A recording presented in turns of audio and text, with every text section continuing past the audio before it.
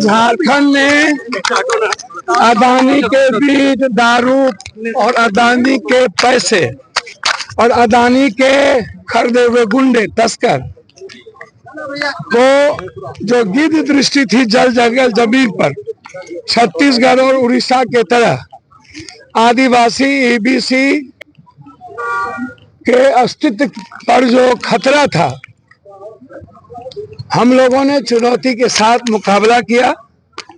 हेमंत सोरेन जी की सरकार दोबारा बड़े बहुमत के साथ लौट चुकी है। कॉर्पोरेट एमपी के द्वारा जो मुंगेरी लाल का हसीन सपना है, जो मुख्यमंत्री बनने का सपना देख रहे थे, हम क्या बोले उसके बारे में।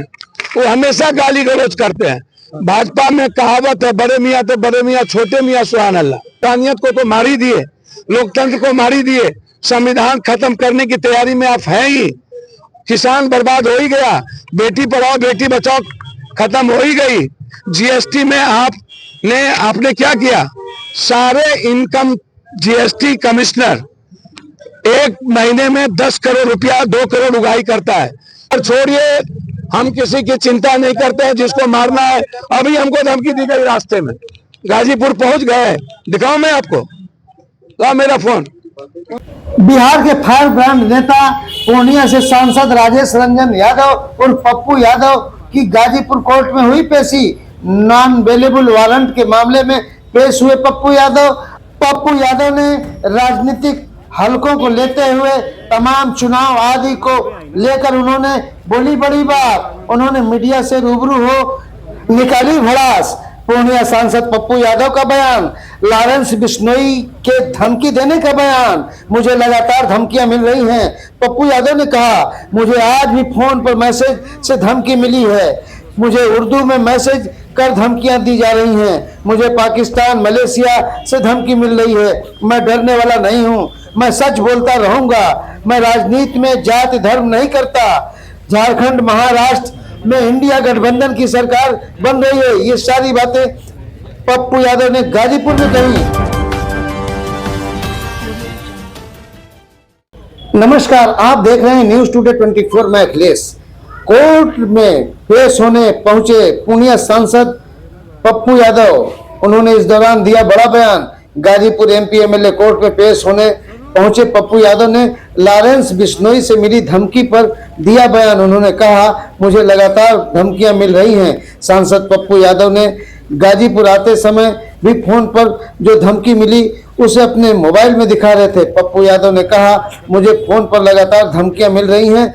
उन्होंने मीडिया के सामने अपना फोन दिखाते हुए कहा, मुझे उर्दू में मैसेज पर धमकियां मिल रही हैं, मुझे पाकिस्तान मलेशिया से धमकी मिल रही है।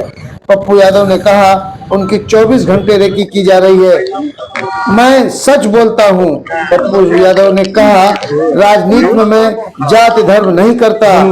इस दौरान मीडिया से बातचीत करते हुए पप्पू यादव ने दावा किया कि झारखंड महाराष्ट्र में इंडिया गठबंधन की सरकार बन रही है। सांसद पप्पू यादव गाजीपुर के एमपी एमएलए कोर्ट में आज एक नॉन बेलेबल वारंट के मामले में पेश होने आए थे।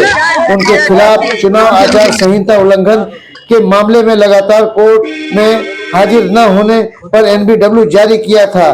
तो आइए सुनाते हैं बिहार के सांसद पप्पू यादव ने क्या कहा, सुने उनकी जुबानी उनकी कहानी। सर, झारखंड में अदानी के बीच दारू और अदानी के पैसे और अदानी के खरीदे हुए गुंडे तस्कर को जो गिद्ध दृष्टि थी जल जंगल जमीन पर छत्तीसगढ़ और उड़ीसा के तरह आदिवासी ईबीसी के अस्तित्व पर जो खतरा था, हम लोगों ने चुनौती के साथ मुकाबला किया। हेमंत सोरेन जी की सरकार दोबारा बड़े बहुमत के साथ लौट चुकी है।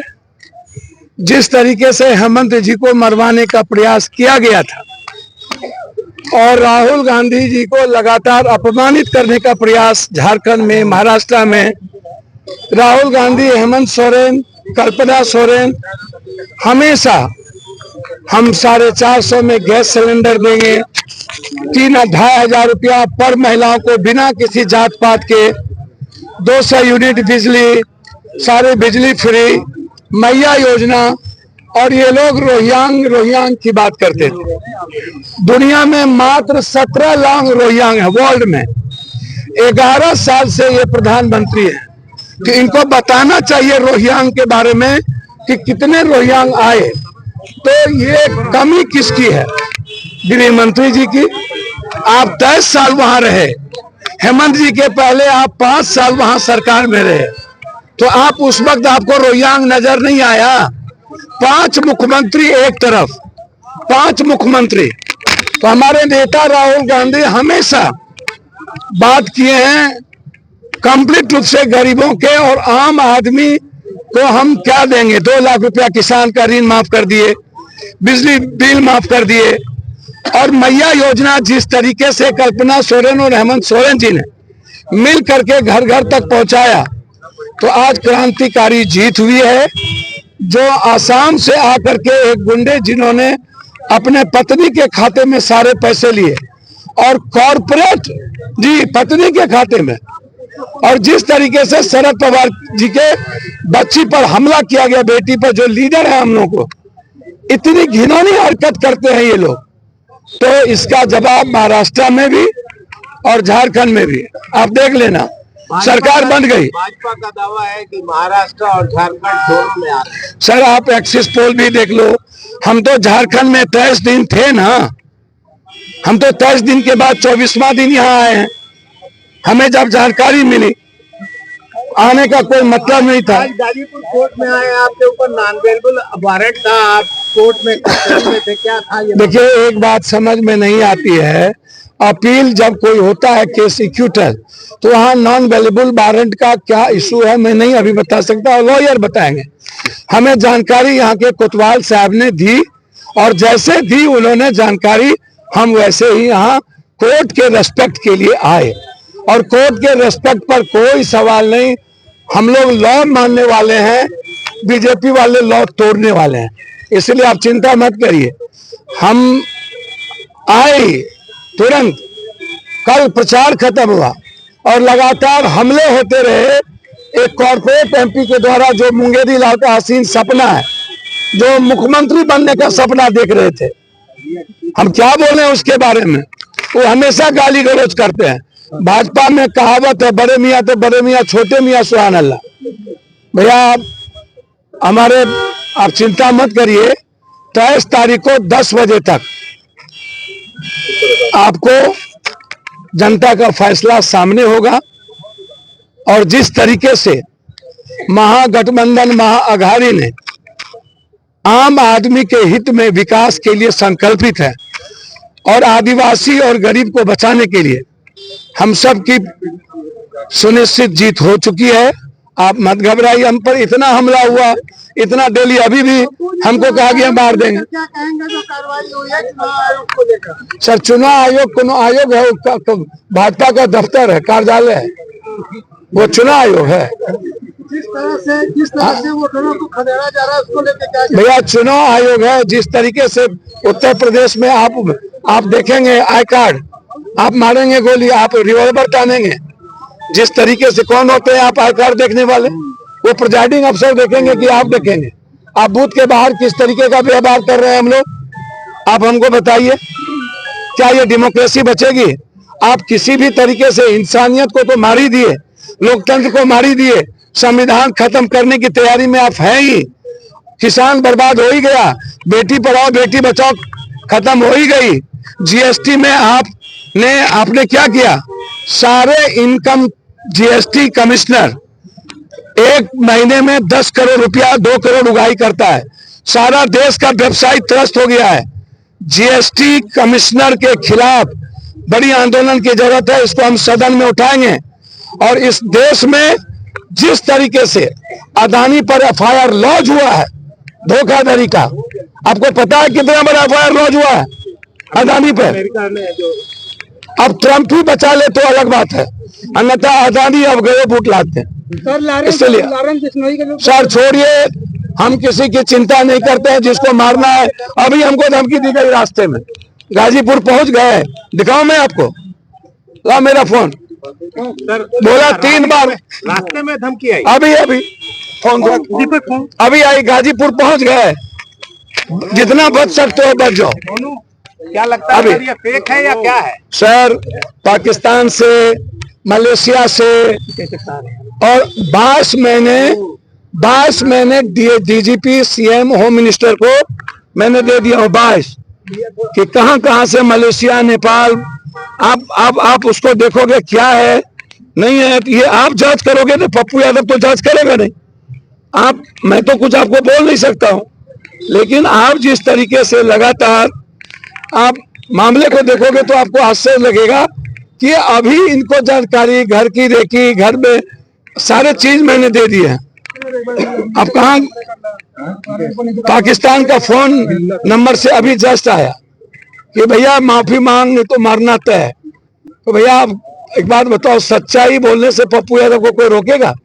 आपको लगता है कि इंसानियत के लिए? मैं जात पात नहीं करता, मर जाऊंगा राजनीति में जात पात नहीं करूंगा, भगवान की सौगंध खा के कहता, हिंदू मुसलमान नहीं करूंगा।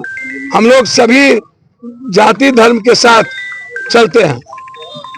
सांसद जी, जो धमकी आई उसमें आपको क्या कहा गया? साहब कहा गया, कहाँ पहुंच गए? रात सुबह पटना पहुंचे तो बोले पहुंच गए।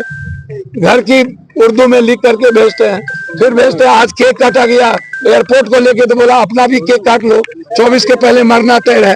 अभी गाजीपुर इन किए तो बोले बक्सर क्रॉस कर गए। तो लगातार जिस तरीके से आप एक नहीं, और हर घटना में किस गाड़ी में बैठे हो ये भी वो बताता है।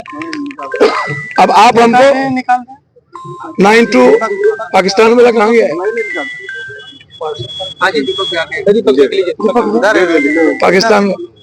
अब आप अभी का 5 SMS देखो उसका। सर, इस तरह की धमकियां आपको क्यों? मैं अभी यहाँ कोतवाल जी को दे के जाऊंगा हर परिस्थिति में। मैं यहाँ हूँ और हमको इस क्षेत्र में मिला तो मैं उनको दे के जाऊंगा। तारीख पड़ी है सर रिपोर्ट गाजीपुर वाले में आज? 3 बार तो बच निकला हमारे हाथ से, किस्मत है। झारखंड तो बच निकला है, यहाँ नहीं बचेगा। 24 घंटा रैकी कर रहा हूँ। तो देखिए, एक बात समझिए, मैं किसी से डरता, देखिए ये लड़का गया था मेरे ऑफिस और यहाँ से ये सेल्फी भेजा, तो उसने मेरे ऑफिस को उड़ाने की, रॉकेट लॉन्चर की तस्वीर भेजी। आपको आश्चर्य होगा। देखिए ये ऑफिस है, इसको यहाँ उर्दू में लिखा, फिर ये भेजा रॉकेट लॉन्चर की तस्वीर कि मैं तुम्हें वहीं मार। तो अब सवाल उठता है कि मैं 7 बार जो आदमी सांसद रह गया, 3 बार मैडम, और वर्ल्ड में सबसे ज्यादा गिनीज बुक में जिसका नाम हो, तो अब आपसे सच्चाई से कौन डरेगा? आप हमको बताओ। आप संविधान और लॉ से बाहर तो हो नहीं। अब मैं यहाँ कानून के सम्मान ना करूं तो क्या करूं? बिल्कुल रेस्पेक्ट करूंगा। अगली तारीख कौन सी पड़ी है? सर, ये तो मेरे लॉयर आपको बताएंगे। मैं कानून के सम्मान के लिए यहाँ आया। मैं इतना जानता हूँ कि हम दोनों स्टेट जीतेंगे। तो आपने बिहार पूर्णिया के सांसद पप्पू यादव की सारी बातों को सुना आपने। आपको बता दें, गाजीपुर में वर्ष 1993 में पप्पू यादव चुनाव आचार संहिता के उल्लंघन के मामले में इन पर मुकदमा दर्ज हुआ था। उसी मामले में MP MLA कोर्ट द्वारा जो उसमें मामला विचाराधीन था और NDW जारी हुआ था। तो अब अगली तिथि इस मामले में 4 दिसंबर पड़ी हुई है। आइए सुनाते हैं इस मौके पर सरकारी वकील ने क्या कहा। दिनांक 8/11/93 को उत्तर प्रदेश में उस समय विधानसभा चुनाव चल रहे थे।